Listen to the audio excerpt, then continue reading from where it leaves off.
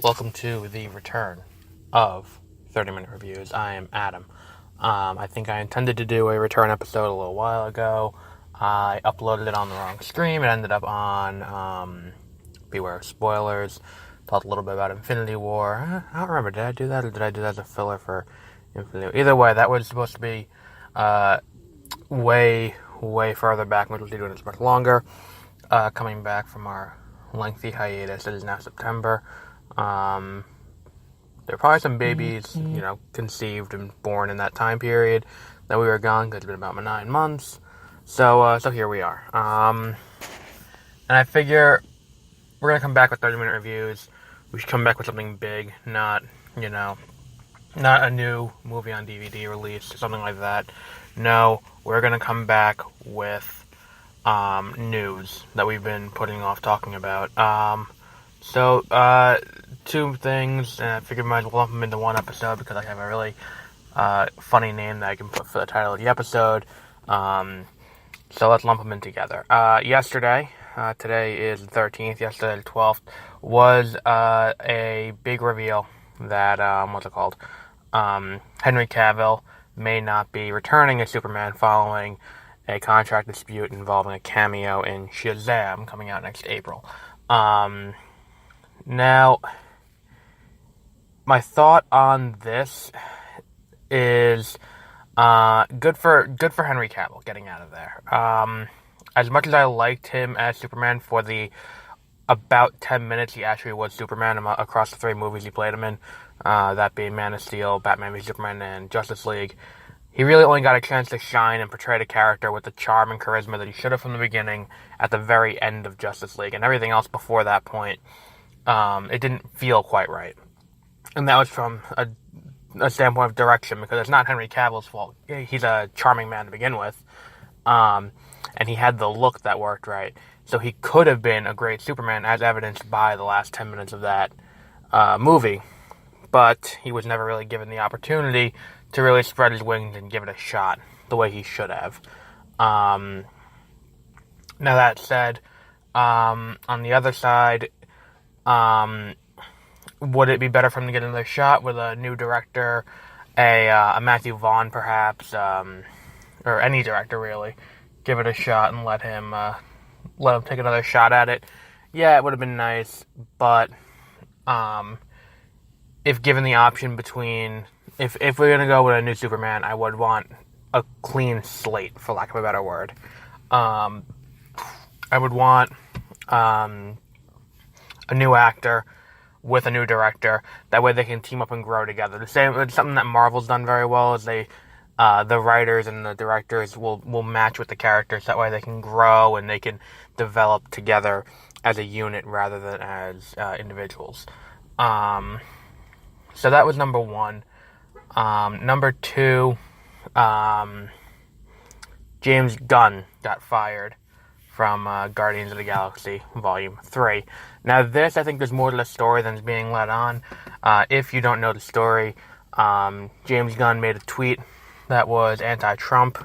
Mike Cernovich, who is not a great person to begin with, came out and started going through his Twitter for old jokes and things like that accused him of pedophilia and things of the sort. The jokes were in bad taste. Disney cut ties with him. Now, I don't believe that in 2011, 2012, when Disney hired Gunn to create the Guardians of the Galaxy movie, I don't believe that they didn't go through his Twitter at that point and knew that these existed. So I think there's more to the story.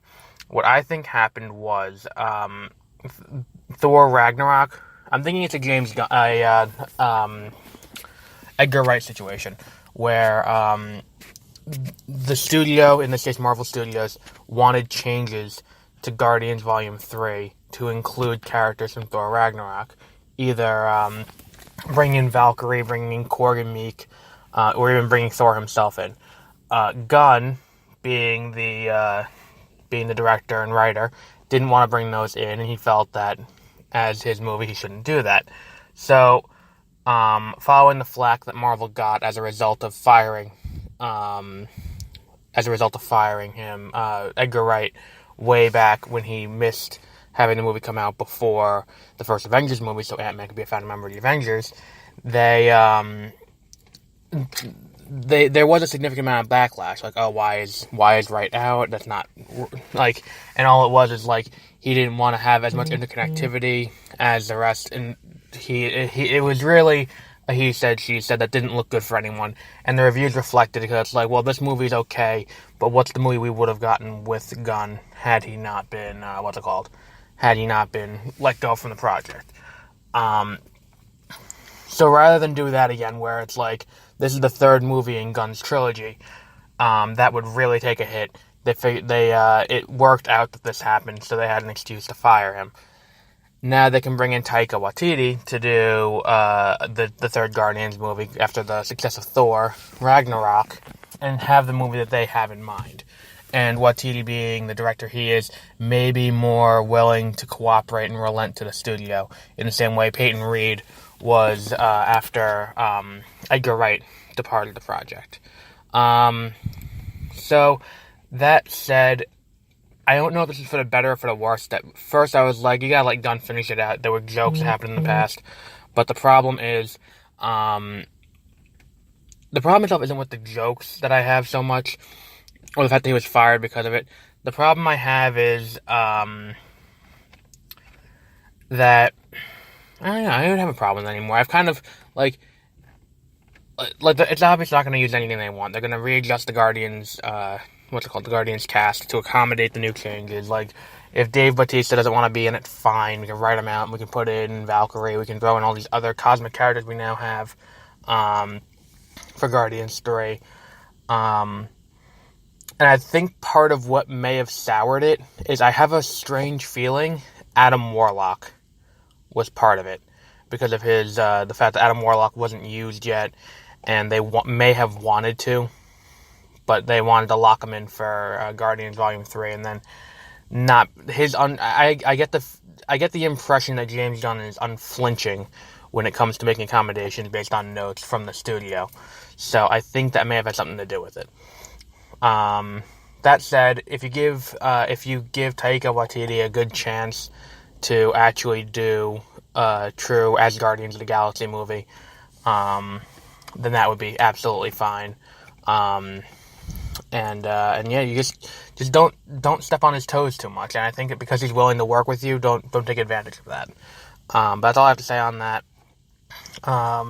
Yeah, I'll put out an episode probably tomorrow about how we're gonna go with a schedule moving forward across all of the podcasts that I do in terms of release. So that way we have some sort of schedule set up, so that way everyone knows what's happening, and I'll put it out across all the channels. That way it's all there.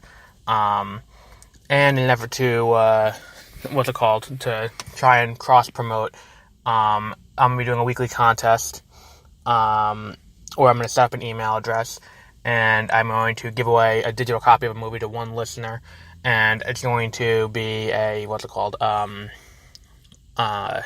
it's gonna be what the code, you have to give a code word in. Anyone who emails in the code word gets entered into the contest.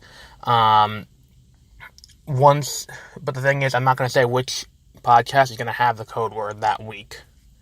It could be the first one of the week, last one of the week, could be anywhere in the middle. But once that's emailed in, hold it open for about a week, then I'll announce on the podcast who wins, and I will email back the code for the digital movie. So we'll wrap that up this week for 30-minute reviews. Episode 99, good for us. And we'll have episode 100 coming soon. So have a good week.